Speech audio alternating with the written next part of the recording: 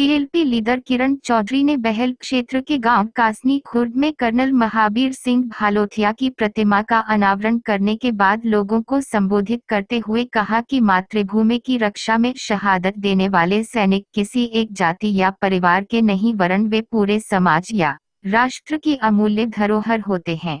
देश के हर एक नागरिक का यह दायित्व है कि वो अपने बच्चों को शहीदों की वीरगाथा सुनाकर उनमें देशप्रेम की भावना को जागृत करें तथा शहीद परिवार के प्रति अपना सम्मान बनाए रखें। इस अवसर पर पद्मश्री अवार्डी और राजस्थान कांग्रेस की प्रदेश सदस्य कृष्णा पूनिया ने कहा कि शहीद परिवार का फर्ज है। गौरतलब है कि महावीर सिंह भालोथिया 29 जनवरी 2013 में आतंकवाद ग्रस्त जेंदके के बांदीपुर में सेवा के दौरान वीरगति को प्राप्त हुए थे। मैं भी एक फौजी की बेटी हूँ और मेरे पिताजी भी बड़े खुश हुए थे जब ये बात सुनी थी कि 1 रैंक 1 पेंशन जो है पूरी तरह से दी जाएगी। लेकिन आज दुर्भाग्य की बात है, सरकार के 4 साल पूरे हो गए हैं, लेकिन आज तक जो वायदा किया गया था वो पूरा नहीं निभाया है और जो करके दिया है वो पीस मील, उसका कोई फ़ायदा जो है हमारे जो सिपाही हैं, हमारे जो फौजी हैं, भाई जो हैं, उनको खास फ़ायदा नहीं हुआ है। तो ये बड़े दुर्भाग्य की बात है कि जब फौजियों के ऊपर भी राजनीति करी जाती है और वायदे झूठे करे जाते हैं और वो वायदों को पूरा नहीं किया जाता है, तो आप समझ सकते हैं कि किस स्तर तक राजनीति जो है वो गिर सकती है।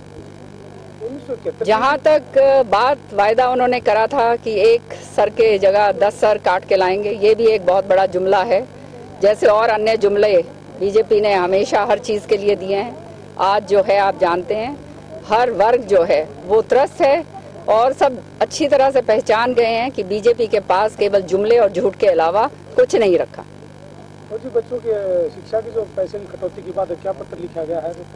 ये अखबार के अंदर मैंने पढ़ा था और बड़ा दुख हुआ मुझे, क्योंकि आप जानते हो चौधरी बंसीलाल जी भी रक्षा मंत्री रहे हुए हैं और इंदिरा जी के समय पर ये कदम उठाया गया था कि जो भी फौजी के जो बच्चे हैं उनको जो आगे भी पढ़ना लिखना चाहते हैं तो उनको जो है फौज की तरफ से मदद दी जाती थी।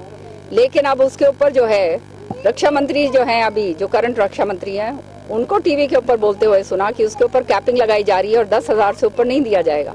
तो ये केवल 3,000 ऐसे बच्चे हैं पूरे के पूरे हिंदुस्तान के अंदर जो पढ़ाई लिखाई के लिए पैसे मांग रहे होंगे।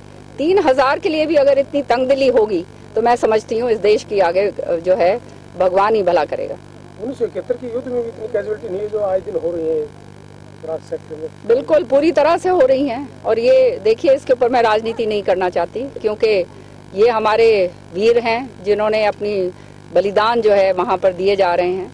लेकिन इन वीरों के बलिदानों के ऊपर जब राजनीति होती है तो उससे जो है मुझे बड़ा कष्ट होता है। केंद्र सरकार का आम बजट 1 तारीख को पेश होने जा रहा है, तो किस तरह का बजट होना चाहिए?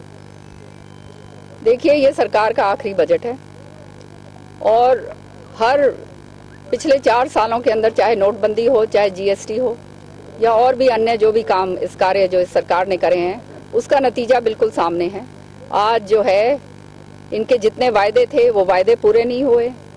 हर वर्ग जो है वो असंतुष्ट है, व्यापारी जो है वो अलग रो रहा है, किसान जो है वो बिल्कुल बर्बादी के कागार पे उतर गया है। किसी भी तरह का विकास कार्य हुआ नहीं है और जो मोदी जी ने वायदे करे थे कि 2.5 करोड़ लोगों को नौकरियां लगाई जाएंगी, आज 2.5 करोड़ की तो बात छोड़ ही दीजिए, कोई नौकरी कहीं हमारे बच्चों की नहीं लग रही, क्योंकि हमारी अर्थव्यवस्था जो है वो पूरी तरह से विफल हो चुकी है, खत्म हो चुकी है। आज जो है अर्थव्यवस्था खत्म होने के कारण कोई नया जो है नई किस्म की इंडस्ट्री नहीं आ रही और जिसका नतीजा ये है हमारे बच्चे नौकरी नहीं लग पा रहे हैं। कहने के लिए बहुत बड़ी बड़ी बातें कही जाती हैं, लेकिन ये 4 साल के अंदर आपने देखा है कुछ भी नहीं हुआ। और जहाँ तक हरियाणा सरकार की बात है, 3 साल हुए हरियाणा सरकार को और ये सबसे बड़ा जो है दुर्भाग्य की बात यह है कि हरियाणा इस बात से जाना जाएगा कि 3 साल के अंदर 3 बारी हरियाणा जल चुका है। और जो है आपने देखा पंचकुला में हो, चाहे यहाँ पर अपने रोहतक के अंदर हो और गुड़गांव के अंदर हो, किस तरह से जो है आज जो है हालात किस हालात पे हो गए हैं। हमारी बच्चियों के साथ बलात्कार हो रहे हैं, कानून व्यवस्था पूरी तरह से चरमरा चुकी है, खत्म हो चुकी है, जनाजा निकल चुका है और सरकार जो है बिल्कुल आराम से बैठी है, कुछ कर नहीं रही। तो आप समझ सकते हैं कि जब ये ऐसा समय आ जाता है तब लोग भी जो हैं अब केवल समय देख रहे हैं कि किस समय पर इलेक्शन आए और किस तरह से इनको भगाया जाए। सरकार ने एक फैसला लिया है कि डीसी रेट की जो पार्ट 1 और पार्ट 2 की नौकरियां हैं उनमें 10% रिजर्वेशन रखेंगे, क्या ये फैसला सही होगा?